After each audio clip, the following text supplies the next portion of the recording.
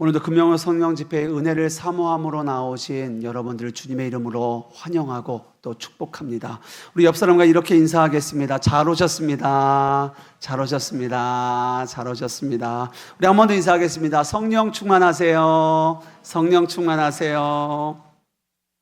성경은 예수 믿은 우리에게 이렇게 약속합니다. 우리가 예수를 믿을 때 성령의 권능이 우리에게 임한다라는 겁니다.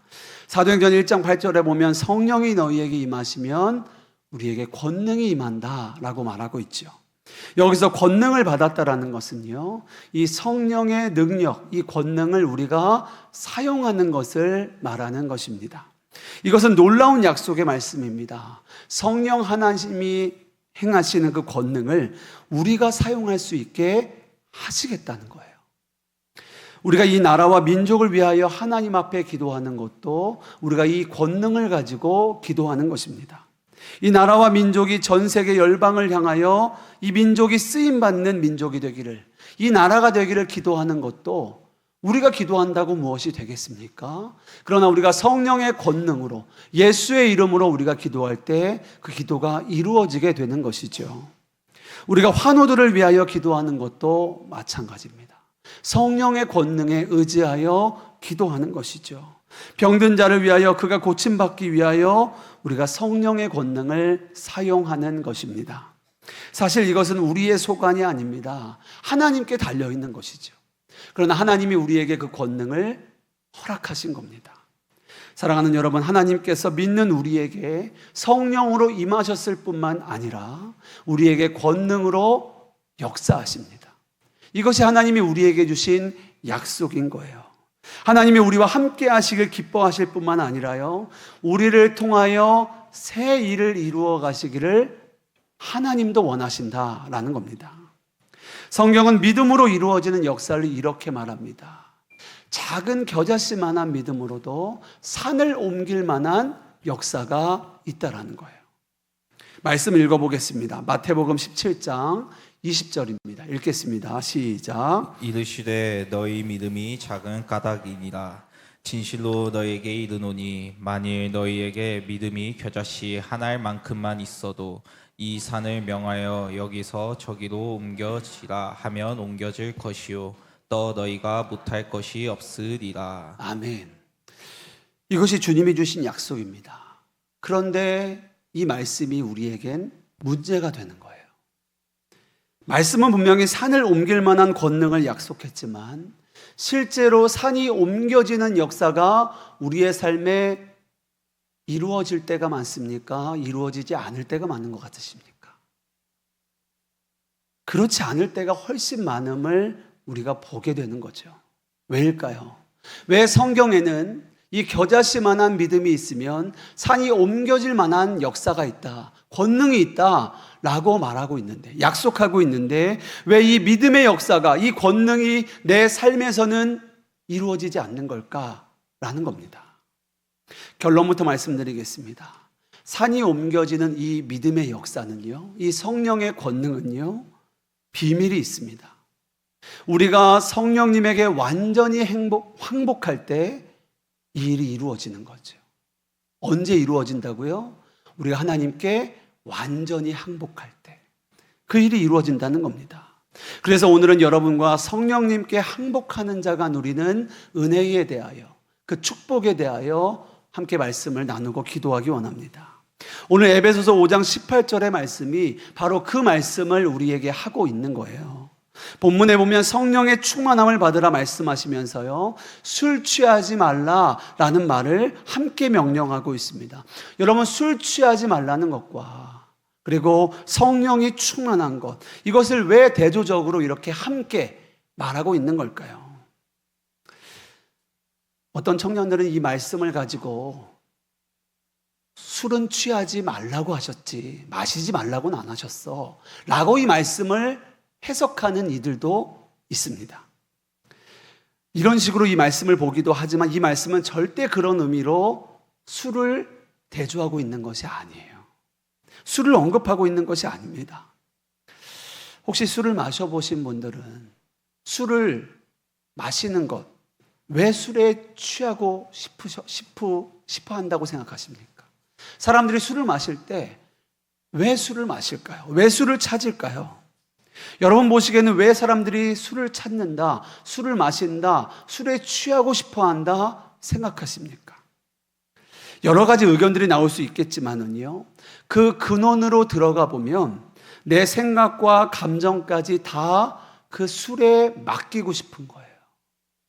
다 맡겨버리고 싶은 겁니다. 잠깐 잊고 싶을지도 모르겠어요. 사람이 술에 취하면 자기 의지와 생각대로 되지 않지 않습니까? 그런 기분과 그런 상태를 자기가 원하여 술을 마시고 술을 취하게 되는 것이죠. 그런데 오늘 말씀에 보면은요, 성령 충만과 술 취함을 같이 대조하고 있단 말입니다. 성령의 충만함을 받는 것이 그것과 비슷한 맥락이 있다라는 거예요. 무슨 말입니까?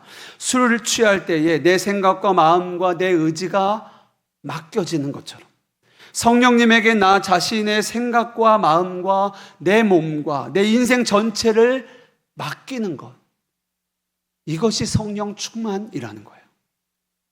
여러분, 오늘도 우리가 금요 성령 집회로 모인 것도 성령 충만을 구하기 위하여 이 자리에 모였습니다. 정말 잘 오셨습니다. 그런데요, 우리가 분명히 붙잡고 나아가야 할 것이 하나 있습니다. 분명히 알고 가야 할 것이 있어요. 우리가 원하는 것 이상으로 하나님께서는 우리에게 성령 충만을 주시기를 원하신다는 거예요. 그 일을 기뻐하신다는 겁니다.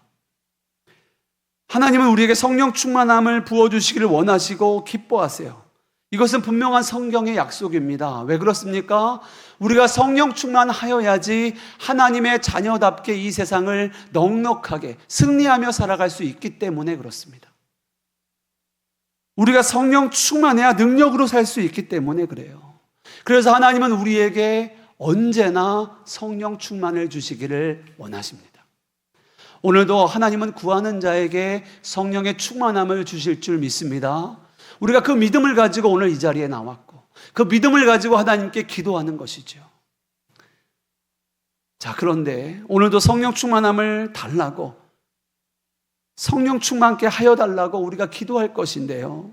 그런데 우리가 이렇게 간절히 하나님께 기도는 하는데 성령 충만함을 항상 누리더냐라는 거죠. 하나님은 우리에게 성령 충만함을 주시기를 원하시는데, 그리고 우리에게 주시기를 기뻐하시는데, 그리고 우리도 성령 충만함을 구하는데 왜 항상 우리는 성령 충만하지 못할까라는 겁니다. 솔직히 그럴 때 있지 않습니까? 저만 그런가요? 성령 충만함으로 살고 싶은데, 내가 정말 능력으로 살고 싶은데, 하나님의 뜻대로 살고 싶은데, 그 성령의 권능으로 살아가고 싶은데 그게 잘 안 되는 거예요. 그 충만함이 내 안에 누려지지가 않는 겁니다. 왜일까요? 내가 입술로는 열심히 성령 충만을 구했는데, 기도의 자리에 나왔는데, 엎드렸는데, 간구했는데 왜 누려지지가 않을까? 하나님께 문제 있는 것이 아닙니다. 문제는 우리에게 있는 것이죠. 이유는 우리에게 있는 것입니다. 어떤 문제가 있습니까? 우리가 성령 충만함을 달라고 기도는 하지만 나 자신을 주님께 완전히 항복하지는 않는 거예요. 내가 주님께 완전히 복종하겠다라는 그 결심이 서지를 않는 겁니다. 여러분, 성령 충만은요, 하나님께 완전히 항복하는 자에게 주시는 은혜입니다. 우리가 주께 완전히 순복하고 우리가 주께 완전히 항복할 때에 주시는 은혜가 성령 충만인 것이죠. 그저 말로 하나님 나에게 성령 충만함 주세요 라고 한다고 우리에게 주어지는 것이 아니라는 거예요. 우리가 정말 하나님께, 하나님 내가 주님께 온전히 순종하기 원합니다, 내가 주께 항복합니다 라는 마음과 결심을 가지고 성령 충만을 구할 때 주시는 은혜가 성령 충만인 거예요. 그렇습니다. 내가 온전히 복종하겠다, 그 마음의 결심이 선 사람들은요 반드시 성령의 충만함을 받게 되어집니다. 왜 그렇습니까? 그것이 성령님께서 우리에게 주시고자 하는 성령 충만이기 때문에 그래요. 우리가 준비되었을 때 하나님이 우리에게 주시는 거예요. 오늘 이 금요 성령 집회 가운데에도 우리 가운데 주님, 내가 주께 온전히 순종하겠습니다. 내가 주께 항복했습니다. 라는 그 마음의 결심을 가지고 성령 충만을 구하는 자는 하나님께서 성령 충만함을 부어주실 거예요. 그러나 많은 성도님들이요, 여기에 온전히 반응하지 못하고 조건적으로 반응할 때가 너무나도 많습니다. 하나님, 제가 하나님께 순종은 하고 싶은데 이것만큼은 못하겠어요 라는 거죠. 예를 들어, 하나님, 제가 하나님의 사랑은 믿지만 제가 이 사람만큼은 사랑하지 못하겠습니다. 제가 이 사람만큼은 용서하지 못하겠어요 라고 반응하는 겁니다.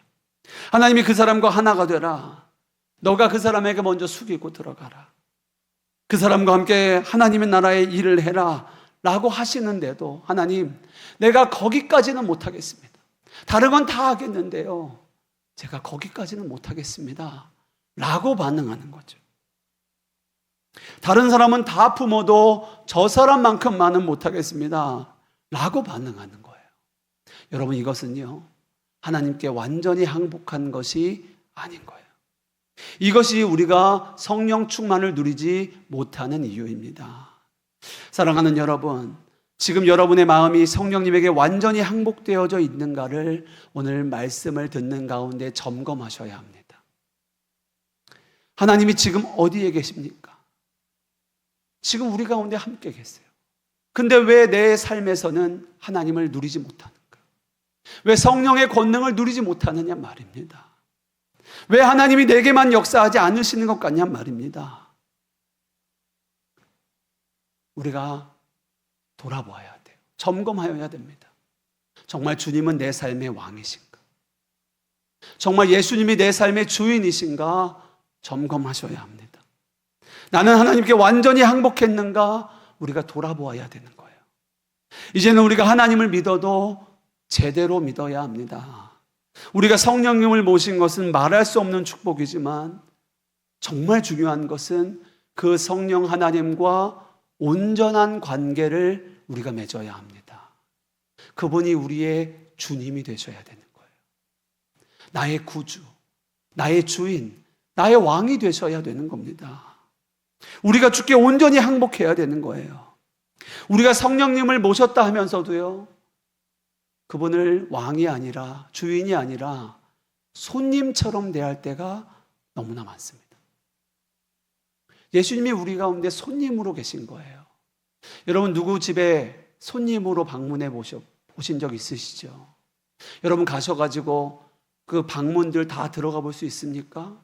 거기에 더러운 것들 여러분들 마음대로 치울 수 있으세요? 못하죠. 손님은 아무것도 못하는 거예요. 우리가 예수님을 마음에 모시고도 손님으로 두고 모실 때가 많다는 거예요. 예수님, 그냥 거기 가만히 앉아 계세요. 이거 드세요. 아무 일도 하지 마세요. 그냥 거기 계세요. 우리가 그렇게 예수님을 손님처럼 대할 때가 너무나도 많다는 겁니다. 그러나 우리가 성령님과 바른 관계를 맺는다는 것은요, 그분을 나의 주인으로, 나의 왕으로 그분을 모시는 거예요. 그래야 성령님을 모신 그 축복을 이제부터 남은 생애에 우리가 누리며 살아가는 것입니다. 그리고 나중에 하나님 앞에 갈 수 있게 되어지는 거예요. 뿐만 아니라 우리가 하나님께 쓰임받는 삶을 살 수 있게 되어지는 겁니다. 하나님이 우리를 통하여 엄청난 역사를 이루어 가시는 거예요. 그러나 성령님께서 여러분을 쓰실 수 없다면 나중에 여러분이 하나님 앞에 서는 그날은 두려운 날이 되는 겁니다. 가슴을 치며 안타까워하게 되는 겁니다. 내가 예수님 믿고 성령님을 모시고 살면서도 성령님의 그 권능을 하나도 누리지 못하다가 하나님 앞에 간 거예요. 얼마나 안타깝습니까? 얼마나 비통한 일입니까? 나 스스로가 성령님을 제한하며 산 거예요. 성령님을 누리지 못한 겁니다. 엄청난 재물과 보화가 있는 창고 열쇠가 내가 있는데도 그 열쇠를 열고 사용하지 않으면 그 열쇠가 무슨 소용이 있겠냔 말이에요. 얼마나 안타까운 일입니까? 마찬가지입니다. 성령님의 권능이 삶 속에 나타나고 성령님의 역사를 누리고 살 수 있는 그 비밀이 주님과 온전한 관계를 맺는 데서부터 시작되는 겁니다. 주께 우리가 온전히 항복할 때 거기서부터 시작이 되어지는 거예요. 우리가 전쟁 영화 같은 데를 보면은요, 거기에 포로들을 보게 될 때가 있습니다. 포로들이 나올 때 꼭 두 손을 머리에다 올리고 손을 얹고 그렇게 나오죠. 항복했다는 뜻입니다. 손을 머리에 올린다는 것은 그들이 항복했다는 뜻으로 나오는 거죠. 여러분, 우리가 성령님에게 이와 같은 자세를 가져야 합니다. 여러분, 포로가 된 병사들이 그 잡혀간 나라에 대하여 상대방에게 어떤 걸 요구할 권한이 있을까요? 없을 겁니다. 내가 이렇게 항복은 하지만 잠자리 하나만큼은 편안하게 해줘야 됩니다. 이렇게 요구할 수 있을까요? 포로가 그런 요구를 할 수 있겠습니까? 내게 이런 음식은 꼭 준비를 해줘야 됩니다. 라고 포로가 요구할 수 있겠어요? 없는 겁니다. 이렇게 말할 수 있는 권한은 포로에게는 없는 거예요. 그냥 나 자신을 상대방의 처분에 완전히 맡기는 거죠. 이것이 우리가 하나님께 항복한다라는 것의 의미입니다. 완전히 맡기는 거예요. 의지하는 겁니다. 그리고 이것이 우리 안에 오신 성령님께 대하여 마땅히 가져야 할 성도의 태도인 거지요. 그런데 참 어처구니 없게도 우리는 성령님과 거래할 때가 많습니다. 우리 주장을 하고 요구도 합니다. 내가 여기까지는 할게요, 하나님. 내가 여기까지만 할게요. 우리 주장을 하고 요구를 합니다. 내가 이것은 못하겠습니다. 내가 이건 순종하겠지만 이건 순종 못하겠습니다. 여러분, 이런 태도는 내가 아직도 하나님을 하나님으로 섬기지 못하고 있다는 반증입니다.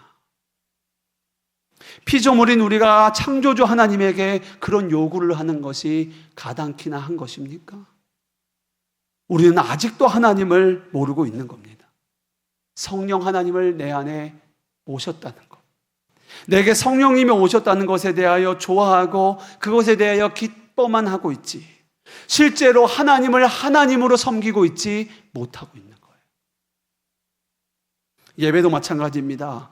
여러분, 예배는 단순히 찬양하고 기도하고 내 소원 간구하는 시간이 아닌 거예요.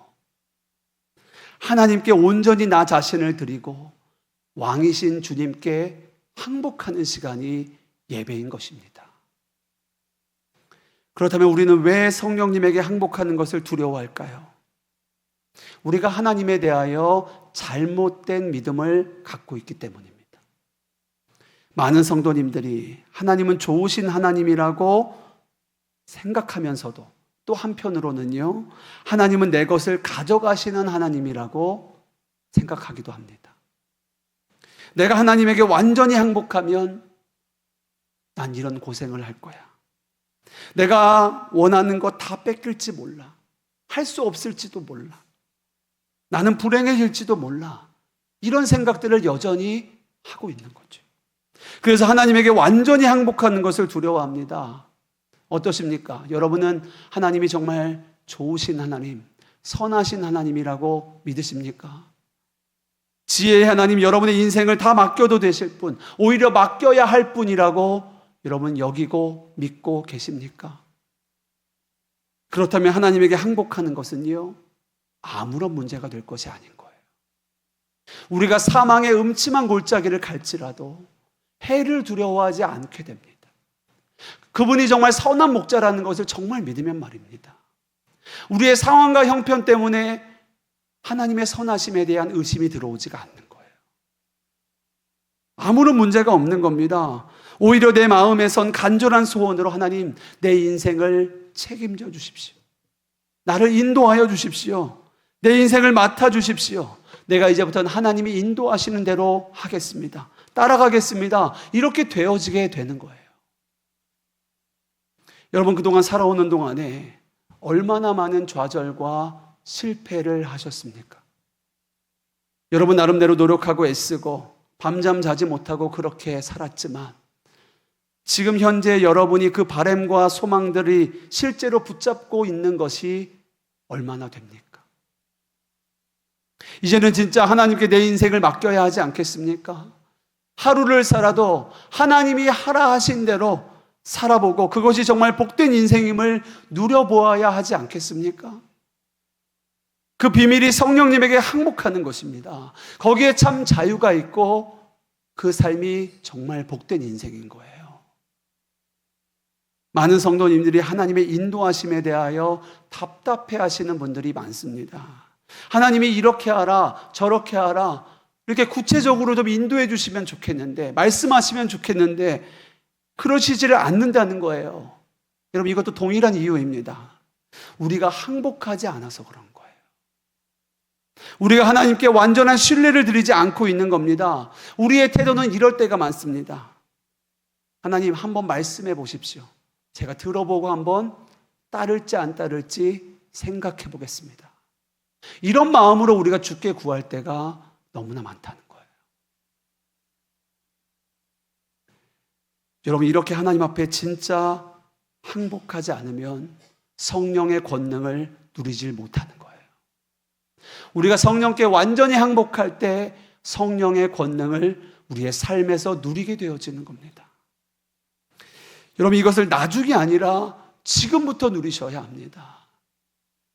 하나님의 나라를 이 땅에서도 누리다가 하나님께 가셔야 돼요.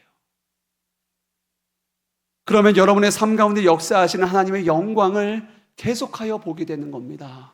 여러분의 삶에, 가정에, 직장에 하나님의 영광을 여러분들이 계속 보게 되는 거예요. 우리의 삶을 통하여, 나를 통하여 일하시는 성령의 권능의 역사가 계속하여 일어나게 됩니다. 언제요? 우리가 주님께 항복할 때. 지금 우리가 해야 할 일은 항복하는 것입니다. 주님, 제가 주께 순종하겠습니다. 제 마음을 정하였습니다. 제 의지와 제 계획과 제 생각 다 내려놓겠습니다. 주여 말씀하여 주옵소서. 주만 따르겠습니다. 이 고백 위에, 이 믿음 위에 성령의 충만이 우리에게 임하는 거죠. 오늘도 주님은 우리에게 말씀하십니다. 수고하고 무거운 짐진 자들아, 다 내게로 오라. 그리고 무엇을 약속하시죠? 내가 너희를 쉬게 하겠다는 거예요.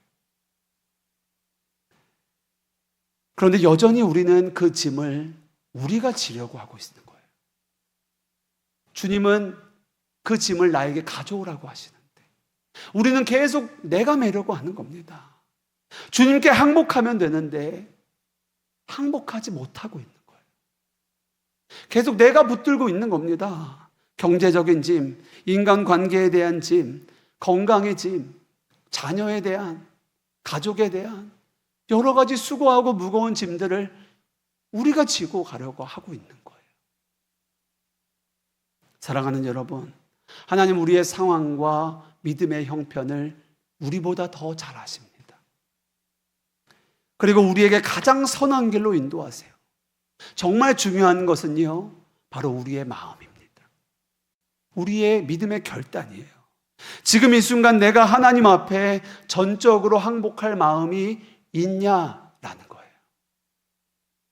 이렇게 성령께 항복하고 나면은요, 그 다음부터는 주님이 하시는 겁니다. 제가 청년들과 함께 제자 훈련을 할 때 이런 질문들을 많이 받았었습니다. 목사님, 제가 정말 예수님께 헌신하고 싶은데, 완전히 헌신하고 싶은데 하나님이 저 선교사 가라고 할까봐 두려워요. 저보고 신학교 가라 하면 어떡하죠? 저 순교하게 하시면 어떡하죠? 저 솔직히 이런 질문 많이 받아봤습니다. 완전한 헌신에 대한 두려움이죠. 제가 그 말을 들으면서 그 두려울 수 있는 마음이 한편으로 이해가 되면서도요, 제가 분명하게 그 형제 자매에게 이렇게 이야기해 주었습니다. 형제님 자매님, 걱정하지 마세요. 하나님은 순교할 만한 사람에게 순교를 허락하십니다. 걱정하지 마세요. 하나님은 당신의 믿음의 분량을 아세요. 그리고 감당할 수 없는 일을 맡기실 분이 아닙니다. 걱정하지 마세요. 여러분, 마찬가지입니다. 정말 중요한 것은요, 우리가 우리의 두려움 다 내려놓고 주께 완전히 항복하는 거예요. 온전히 신뢰함으로 항복하는 겁니다. 그 마음의 결심을 가지고 오늘 기도의 자리로 들어가셔야 되는 거예요. 성령님, 제가 항복합니다. 주께서 제게 무엇을 깨닫게 하시든 무엇을 말씀하시든 제가 따르겠습니다. 순종하겠습니다. 그 마음을 가지고 결단을 가지고 기도해 보십시오. 그 위에 성령의 충만이 임하는 거예요. 그리고 우리가 성령의 권능을 우리의 삶 속에서 누리게 되어지는 겁니다. 그렇게 주께 항복할 때 주님의 뜻이 깨달아지는 거예요. 그리고 순종할 수 있게 되어지는 거예요. 그리고 성령의 권능이 누려지게 되는 겁니다. 그리고 영광이 목도하게 되는 거예요. 여러분, 의사가 환자들을 치료하는데 그 환자가 자기 생각이 주관이 굉장히 강해서 의사가 처방을 해줘도 약 먹지 않고 의사가 말하는 대로 하지 않으면 고침을 받을 수 있습니까? 없습니까? 못 받는 겁니다. 환자가 자기 생각으로 자기 판단으로 의사의 처방을 재단하고 이것은 좋고 이것은 나쁠 것 같고 이건 할 거고 이건 안 할 거고 그러면 치료받을 수 있겠습니까? 치료받지 못하는 거죠. 근데 우리가 성령님과 이런 관계에 있을 때가 너무나 많다는 겁니다. 오히려 우리가 성령님을 가르치려고 할 때도 있어요. 주님, 이렇게 해야죠. 저 이렇게 할 겁니다. 이게 맞는 겁니다. 이게 옳습니다. 이게 교회를 위한 겁니다. 하나님은 아니시라고 하는데 정말 성령님께서 그렇게 생각하실까요? 정말 주님이 우리에게 그렇게 인도하셨습니까? 사랑하는 여러분, 주님께 항복하셔야 합니다. 주님께 항복하셔야 돼요. 우리는 다 내려놓고 주님께 물어야 합니다. 주님 말씀하시면 제가 따르겠습니다. 어떻게 하면 되겠습니까? 우리의 상황과 문제 앞에 그 문제를 들고 나아가서요, 다 내려놓는 거예요. 십자가 앞에 다 내려놓고 주님께 묻는 겁니다. 주여, 어찌할까요? 주만 따르겠습니다. 그러면 하나님이 그때서부터 역사하기 시작하는 거예요. 사랑하는 성도 여러분, 오늘 이 저녁 주님께 항복하는 저와 여러분 되시기를 주님의 이름으로 축복합니다. 하나님이 우리에게 원하시는 것은 완전한 순종입니다. 꼭 기억하십시오. 여러분, 열심보다 중요한 것이 순종이에요. 제가 목회를 하면서 분명히 깨달은 게 있습니다. 그것은 나의 열심으로 하는 것과 성령의 권능으로 성령님이 나를 통해 하는 것은 완전히 다르다는 거였어요. 겉으로 보기엔 비슷해 보일지 모릅니다.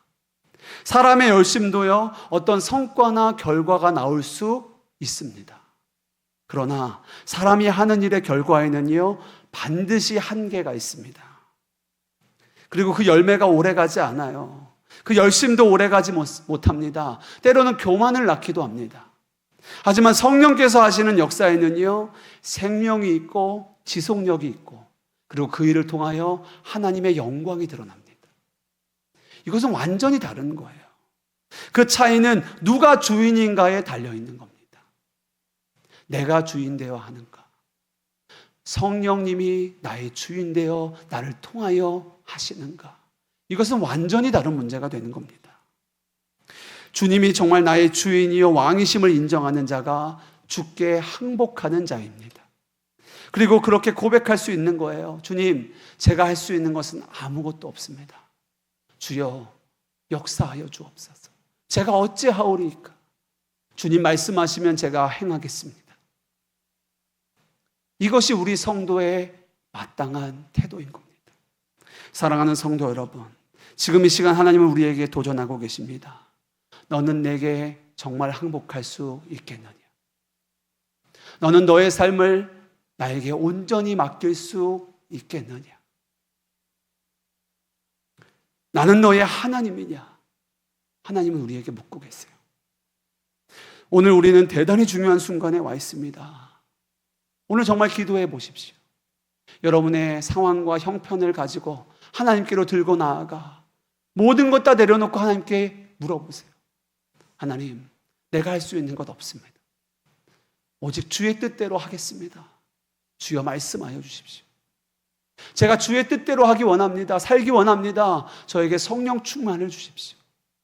하나님은 반드시 역사하실 겁니다. 성령 충만함을 주실 것이고 여러분의 길을 인도하실 것이에요. 오늘 우리가 그 일을 누리기를 원하는 거예요. 우리가 함께 찬양하고 기도하기 원합니다. 오늘 드리고 싶은 찬양은 주님 말씀하시면 이라는 찬양입니다. 이 찬양의 고백이 그대로 우리의 고백이 되기 원합니다. 주님 말씀하시면 제가 나아가겠습니다. 주님 가지 말라 하시면 제가 멈추겠습니다. 하나님, 우리가 주님께 온전히 항복하겠습니다. 우리가 그 기도로 오늘 나아가는 이 시간 되기를 원합니다. 함께 찬양하겠습니다.